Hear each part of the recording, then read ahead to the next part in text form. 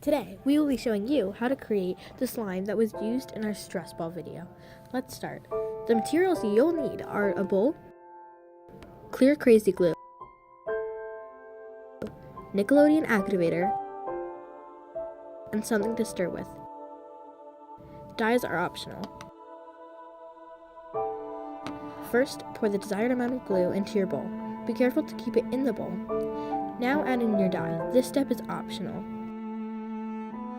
Stir your mixture until the dye and the glue have completely blended together.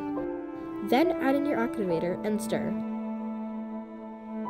When it starts clumping together, pull it out and knead. Knead until your slime is no longer stiff and/or sticky. Now you can feel free to play with your slime whenever and wherever.